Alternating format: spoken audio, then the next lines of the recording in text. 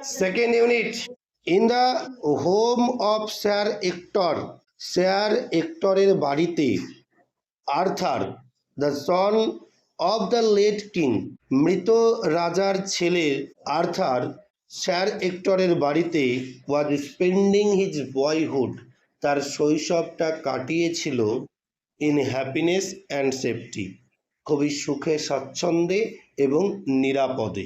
ঠিক আছে, সেফটি কথার অর্থ হচ্ছে নিরাপদে, স্পেন্ডিং মানে কাটানো, ঠিক আছে। আর লেট কিং মানে হচ্ছে মৃত রাজা, লেট মানে এখানে দেরি করা না, হ্যাঁ, লেট মানে মৃত, কোনো ব্যক্তি মৃত হলে তার আগে লেট শব্দটা ব্যবহার করা হয়, ঠিক আছে। তাহলে কি বললাম, স্যার এক্টরের বাড়িতে মৃত রাজার ছেলে তার শৈশব কালটা কাটিয়েছিল খুব সুখে স্বাচ্ছন্দ্যে এবং নিরাপদে, বোঝা গেল।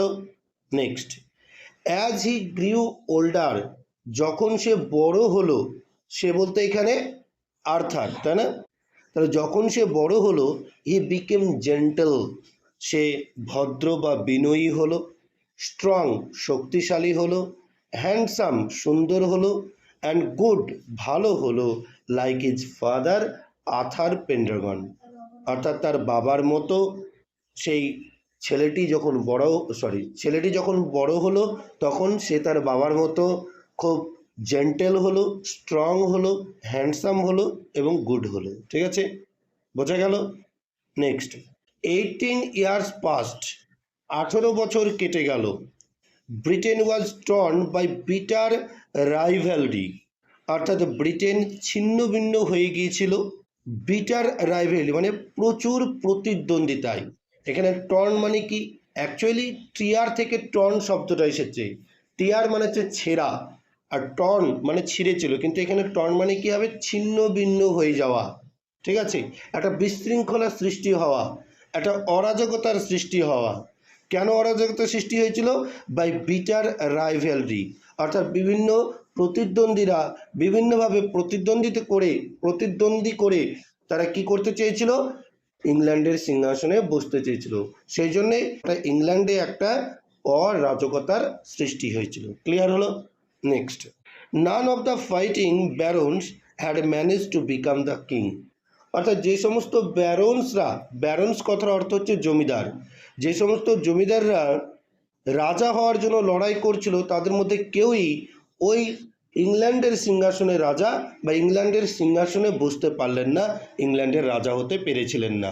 Next, the people longed for the old days of peace and prosperity under Arthur Pendragon, এদিকে মানুষেরা, ইংল্যান্ডের মানুষেরা বিরক্তি বোধ করছিল এবং তারা চেয়েছিল আগেকার জীবন ফিরে পেতে, যেমন করে আর্থার পেন্ডারগনের অধীনে মানুষের সুখ ছিল, শান্তি ছিল, সমৃদ্ধি ছিল, সেই সুখ সমৃদ্ধির দিনগুলি আবার ফিরে পেতে চেয়েছিলেন ইংল্যান্ডের মানুষেরা। প্রসপারিটি কথার অর্থ কি বললাম, সমৃদ্ধি। ওকে, নেক্সট, তাহলে এতটা বোঝা গেল, মানুষেরা বিরক্তি হয়ে আগেকার জীবন ফিরে পেতে চাইছিল। লং ফর মানে কি, চাওয়া। নেক্সট, পরের স্ট্যাঞ্জা, ইট ওয়াজ খ্রিস্টমাস টাইম, এটা ছিল যীশু খ্রিস্টের সেই বড়দিন হয় না, সেই খ্রিস্টমাসের সময়, ঠিক আছে। কি হয়েছিল খ্রিস্টমাসের সময়ে, এই টাইম অফ ফেস্টিভিটি, এটা ছিল উৎসবের সময় খ্রিস্টানদের, যেমন করে ইসলাম ধর্মের ঈদ আসে, আনন্দ করে মুসলমান ধর্মের মানুষেরা, যেমন করে দুর্গা পুজো অন্যান্য পুজোরা আসে হিন্দু ধর্মের মানুষেরা আনন্দ করে, ঠিক তেমনি খ্রিস্টানরা খ্রিস্টমাসের দিন আনন্দ উৎসব করে, ঠিক আছে, ঠিক আছে। এ টাইম অফ ফেস্টিভিটি মানে কি, এটা ছিল উৎসবের সময়, বাট অল অ্যারাউন্ড ব্রিটেন, কিন্তু ব্রিটেনের চারিদিকে পিপল ওয়ার হাংরি, মানুষেরা ক্ষুধার্ত ছিল, বাট অল অ্যারাউন্ড ব্রিটেন, কিন্তু ব্রিটেনের চারিদিকে পিপল ওয়ার হাংরি, মানুষেরা ক্ষুধার্ত ছিল, কোল্ড শীতল ছিল, অ্যান্ড ফ্রাইটেন ভীত ছিল, ঠিক আছে, ভীত সম্পন্ন হয়ে পড়েছিল। ওয়ান ডে একদিন, ইন এ চার্চ ইয়ার্ড মানে কি, চার্চ মানে কি গির্জা, আর ইয়ার্ড মানে কি কবর। তোর কবরস্থানে, খ্রিস্টানদের কবরস্থান জানো তো চার্চ ইয়ার্ড বলে ওটাকে, ঠিক আছে। তাহলে একদিন চার্চ ইয়ার্ডে কি হয়েছিল দেখো, পিপল ফাউন্ড, মানুষেরা দেখতে পেল এ লার্জ স্টোন, একটা বড় পাথর, অন হুইচ, যেটাতে বা যেটার ওপর, ওয়াজ ফিক্সড, ফিক্সড ছিল, স্থির করা ছিল, এ ম্যাগনিফিসিয়েন্ট সোর্ড, একটা বিশাল তরবারি বা তরোয়াল, ঠিক আছে। আপন দ্য স্টোন, ওই পাথরের ওপর, ইন গোল্ড লেটার্স, স্বর্ণাক্ষরে, ওয়াজ ইনস্ক্রাইবড, খোদিত ছিল বা লেখা ছিল, ইনস্ক্রাইব মানে খোদিত থাকা, খোদাই করে লেখা, ঠিক আছে। ইনস্ক্রাইব মানে কি বললাম, খোদিত থাকা। তাহলে কি বললাম, যে ওই পাথরের উপর স্বর্ণাক্ষরে খোদিত ছিল বা লেখা ছিল কি, whoever pulls out this sword is by right of birth the king of England, অর্থাৎ যে এই তরবারিটা পাথর থেকে তুলতে পারবে সে এই ইংল্যান্ডের রাজা হবে, এটাই লেখা ছিল, ঠিক আছে। ইমিডিয়েটলি, সঙ্গে সঙ্গে, দ্য ইগার ব্যারন্স, যারা উৎসুক ছিল, মানে যে সমস্ত উৎসুক জমিদাররা যারা ইংল্যান্ডের রাজা হওয়ার স্বপ্ন দেখেছিল, তারা কি করলো দেখো, বলেছে the eager barons who long to become the king, long মানে কি চাওয়া, টু বি মানে হতে, দ্য কিং মানে কি, টু বিকাম মানে হতে, দ্য কিং মানে রাজা, অর্থাৎ যে সমস্ত উৎসুক জমিদাররা যারা রাজা হতে চেয়েছিল, ওকে, জসল, উচ্চারণটা কি জসল, টি এর উচ্চারণ হবে না, ঠিক আছে।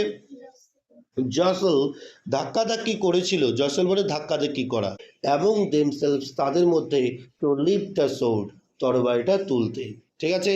তরবারি তোলার জন্য তারা একে অপরের সাথে ধাক্কাধাক্কি করেছিল, মানে কে আগে যাব, আগে গেলেই তো তরবারিটা তুললেই তো ইংল্যান্ডের রাজা হয়ে যাবে, তাই না, বোঝা গেল। নান সাকসিডেড, কিন্তু কেউ সফল হলো না, তার মানে কি, কেউ ওই তরবারিটা বা তরোয়ালটা তুলতে সফল হলো না।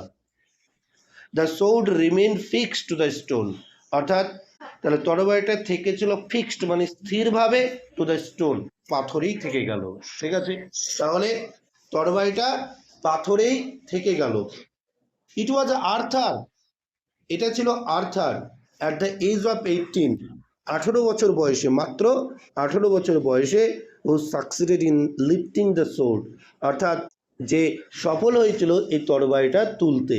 তাহলে আর্থার, যার বয়স কত, 18 বছর, সে কি করেছিল, তরবারিটা প্রথম তুলতে পেরেছিল, ঠিক আছে।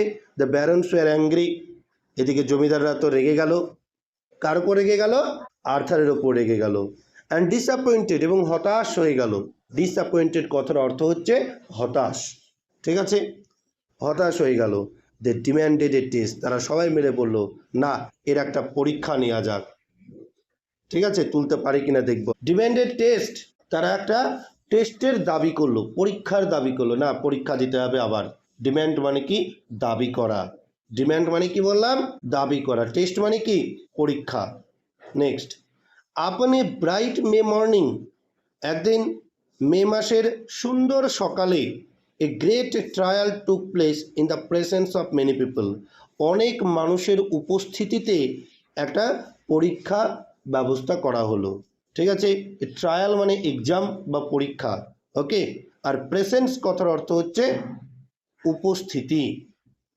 দেয়ার ওয়ার দ্য প্রেজেন্টস, ওই পরীক্ষায়, মানে ওই যে অনুষ্ঠানটা করা হয়েছিল পরীক্ষার জন্য, ঠিক আছে, সেই অনুষ্ঠানে বা সেখানে কারা কারা ছিল, দ্য পিজেন্টস ছিল, পিজেন্টস মানে কি, কৃষকেরা, কৃষকেরা ছিল। দ্য ক্রাফটসম্যান, কারিগর ছিল।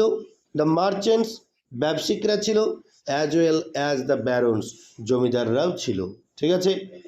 সবারই সামনে কি করলো দেখো, ইন ফ্রন্ট অফ, এটার মানে লিখে রাখো, ইন ফ্রন্ট অফের তলায় দাগ দাও, দিয়ে মানে লিখে রাখো সামনে, ইন ফ্রন্ট অফ মানে সামনে।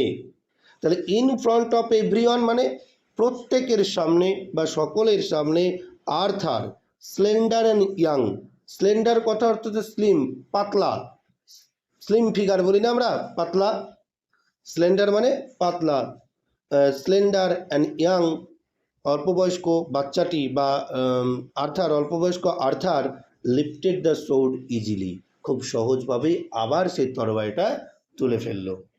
The crowd held him as the king, অর্থাৎ ওখানে যে ভিড় জমেছিল, ক্রাউড মানে ভিড়, ঠিক আছে, যে ভিড় জমেছিল সেই ভিড়ের মানুষেরা তাকে সবাই রাজা বলে সম্বোধন করলো। হেল মানে ওয়েলকাম জানানো, স্বাগত জানানো, ঠিক আছে, বোঝা গেল? তাহলে প্রত্যেকে তাকে রাজা বলে সম্বোধন জানালো। তাহলে ইংল্যান্ডের রাজা কে হলেন? কিং আর্থার, ঠিক আছে। After becoming the king of England, ইংল্যান্ডের রাজা হওয়ার পর আর্থার ফার্স্ট ডিউটি, আর্থারের প্রথম কর্তব্য ওয়াজ ছিল টু সিকিউর পিস, শান্তি ফিরিয়ে আনা, ঠিক আছে।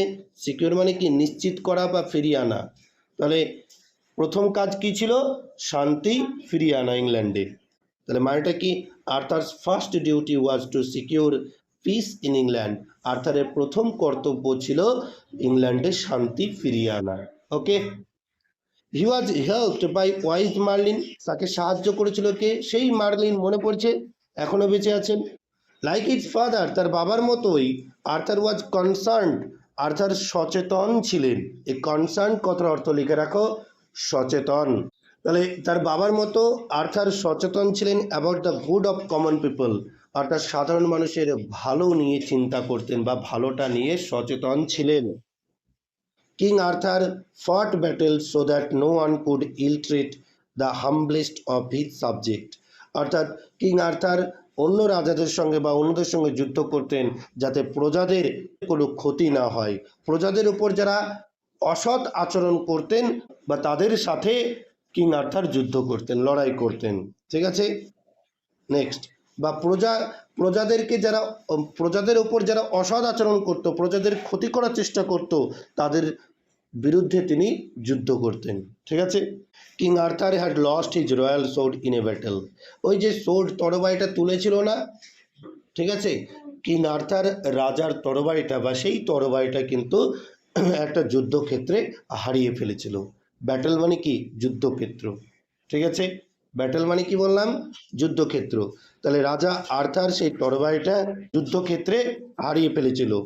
One day Merlin took him to a valley of sweet smelling flowers, একদিন মার্লিন তাকে একটি উপত্যকায় নিয়ে গিয়েছিল যেখানে সুইট স্মেলিং ফ্লাওয়ার, যেখানে সুন্দর সুন্দর সুগন্ধ ফুল ফুটেছিল, ঠিক আছে, বোঝা গেল। At the age of the plain, ওই সমভূমির একেবারে প্রান্তে, এজ, ইডিজিই, এজ কথার অর্থ হচ্ছে প্রান্ত বা শেষের দিকে, ঠিক আছে। At the age of the plain, plain মানে হচ্ছে সমতল ভূমি, তাহলে সমতল ভূমির প্রান্তে একেবারে শেষের দিকে দেয়ার ওয়াজ এ ডিপ লেক, একটা বড় সরোবর বা বড় বা গভীর হ্রদ ছিল, একটি গভীর সরোবর বা হ্রদ ছিল। As Arthur approach the lake, approach কথার অর্থ হচ্ছে পৌঁছানো বা যাওয়া। As Arthur approach the lake, অর্থাৎ যখন আর্থার সেই সরোবরের কাছে পৌঁছলো, এ বিউটিফুল আম, একটা সুন্দরী আম মানে বাহু, একটা সুন্দরী আম কি করলো? একটা সুন্দর আম বা বাহু উইথ গোল্ডেন ব্রেসলেট, যার হাতে কি ছিল? সোনালী রঙের ব্রেসলেট ছিল, ঠিক আছে। ফ্রোজ ফ্রম দ্য ওয়াটার, জল থেকে বেরিয়ে এলো। হাতে কি ছিল? The hand held A sword, ওই হাতে ছিল একটা তরবারি বা তরোয়াল। সেট উইথ রুবিজ অ্যান্ড ইমার্লস, যেটা ছিল চুন্নি ও পান্না দিয়ে তৈরি। চুনি পান্না মানে খুব মূল্যবান রত্ন, তাই না? ওই চুনি পান্না দিয়ে তৈরি ছিল সেই তরবারিটি। ওকে, বোঝা গেল? তাহলে নতুন করে একটা তরবারি পেল, কে দিল তরবারিটা? ওই সুন্দর হাত, ঠিক আছে। কে নিয়ে এলো তাকে? এই হ্রদে কে নিয়ে এলো? মার্লিন নিয়ে এলো, ঠিক আছে, বুঝতে পারলে প্রত্যেকে?